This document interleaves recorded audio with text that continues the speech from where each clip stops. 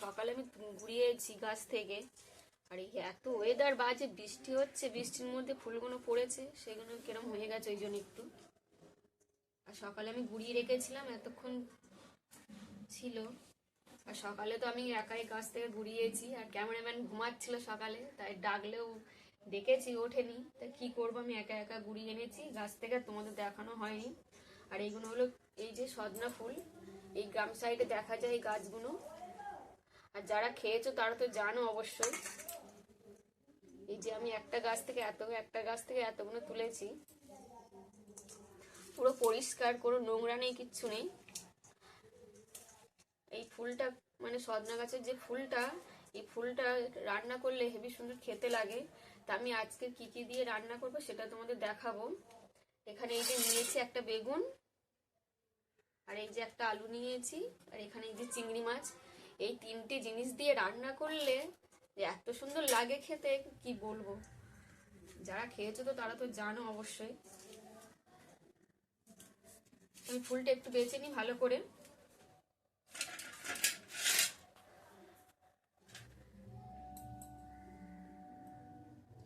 এই ফুলগুলো ভালো করে বেছে নিয়েছি, তো এবার আমি জল দিয়ে ভালো করে একটু ধুয়ে নেব।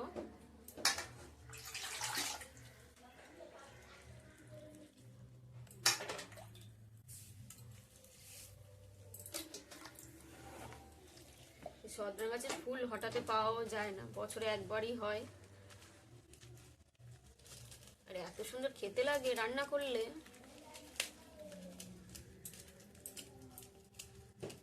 একটু চিংড়ি মাছ, বেগুন, আলু দিয়ে রান্না করলে ওই দিয়েই ভাত খাওয়া হয়ে যাবে। আমার তো খুবই ভালো লাগে।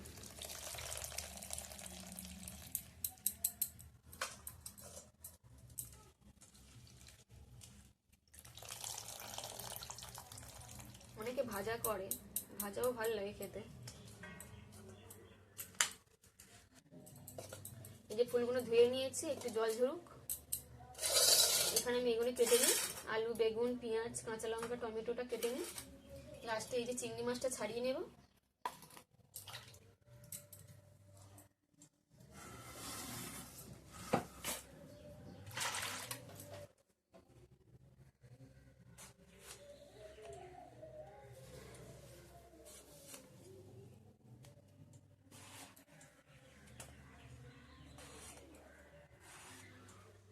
বেগুনটা কচি একদম,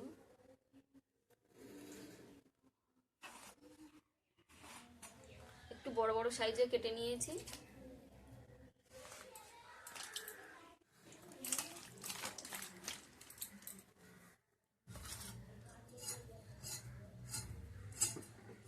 যে নতুন আলুটা বেশি ছাড়াতে লাগছে না, একটু বটির গায়ে ঘষলেই দেখো এই যে খোসাগুলো উঠে যাচ্ছে।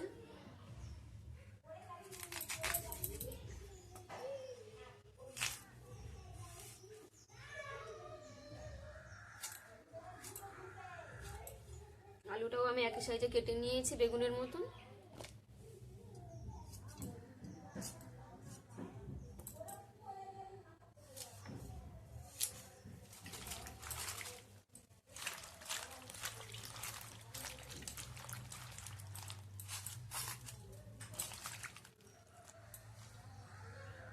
এই যে দেখো আলু বেগুনটা কেটে নিয়েছি, আর এখানে পেঁয়াজ, লঙ্কা, টমেটোটা কেটে নিয়েছি।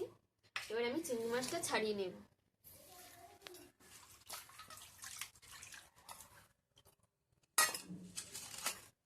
এই সজনা ফুল, আলু, বেগুন, একটু চিংড়ি মাছ দিয়ে রান্না করা, সিম্পল ভাবে করলেও এত সুন্দর টেস্ট লাগে খেতে। একদম সিম্পল রান্না, কোনো ঝুট ঝামেলা কিচ্ছু নেই। অনেক বড় বড় চিংড়ি মাছ এনেছে গো, ছোট চিংড়ি মাছ পাওনি বাজারে? না, ফুল দিয়ে ছোট চিংড়ি মাছ হলে ভালো লাগে খেতে। হ্যাঁ, দেশি চিংড়ি মাছ হলেই কারো টেস্ট হয়। এই চিংড়ি মাছটা পরিষ্কার করে কেটে নিয়েছি, আর এদিকে আমার সব রেডি হয়ে গেছে। তা চলো এবার রান্নার দিকে যাওয়া যাক।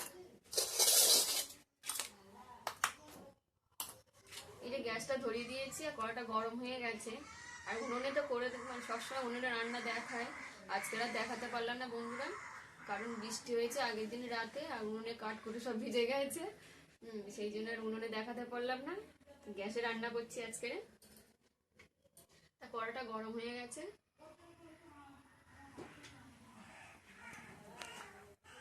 চিংড়ি মাছটা একটু লবণ হলুদ মাখিয়ে নেব।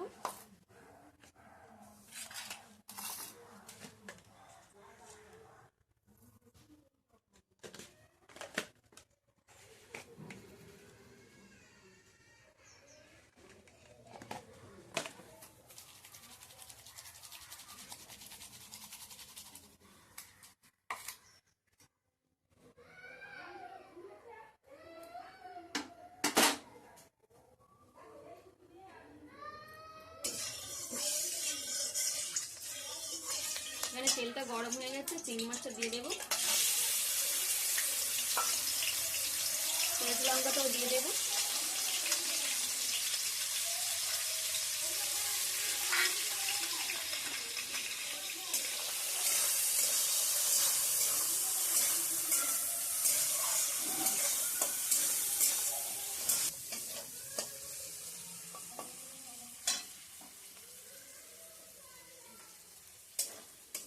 চিংড়ি মাছটা ভেজে নিয়েছি ভালো করে, এবার এই সবজিটা একটু ভেজে নেব।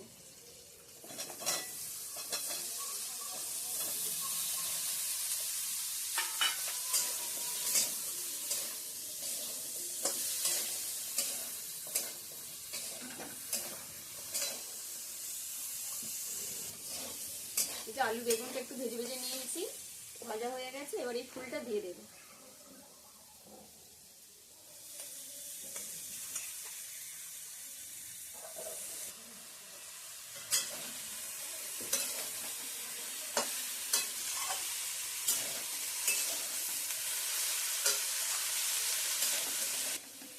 আর এখানে আমি কতটা ফুল পুড়িয়েছিলাম সেটা তোমাদের দেখিয়েছি। দেখো সবজিটা দিয়েছি কতটা হয়ে গেছে। আলু বেগুন দিয়ে ফুলটা একটু নাড়িয়ে নিয়েছি, এবার পরিমাণ মতো আমি এখানে মশলা দিয়ে দেবো।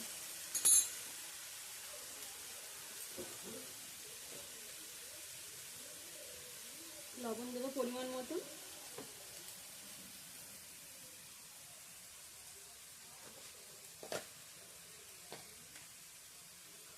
হলুদ গুঁড়ো দেবো,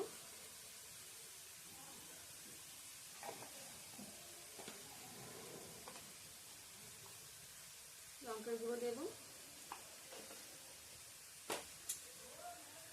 দিয়ে ভালো করে একটু নাড়িয়ে নেব।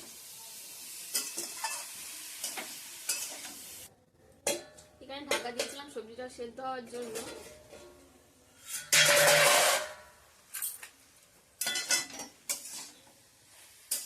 কতটা ফুল দিয়েছি দেখো কতটুকু হয়ে গেছে,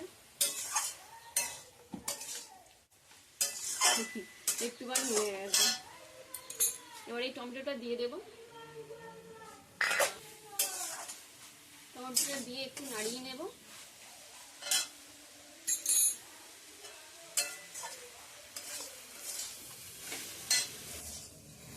টমেটোটা দিয়ে কষিয়ে নিয়েছি ভালো করে সবজিটা। এবার এখানে একটু সামান্য জল দিয়ে দেবো, বেশি জল দেবো না।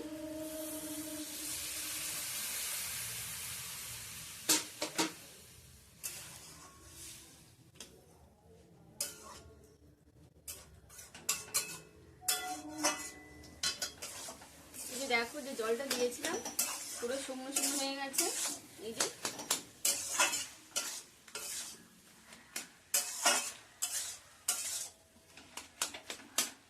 এখানে এবার আমি জিরের গুঁড়ো দেবো,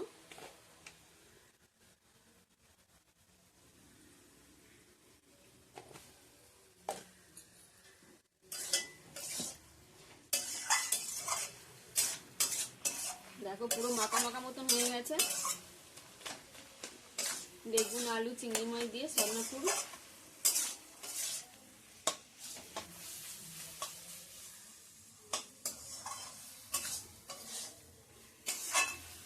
এটা আমার কমপ্লিট হয়ে গেছে। এবার এটা লাগিয়ে নেবো আমি।